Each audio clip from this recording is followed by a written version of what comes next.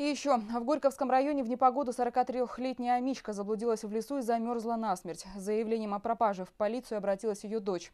Девушка сообщила, что 8 марта около 8 часов вечера ее мать уехала на такси в гости к подруге в село Чучкино Горьковского района.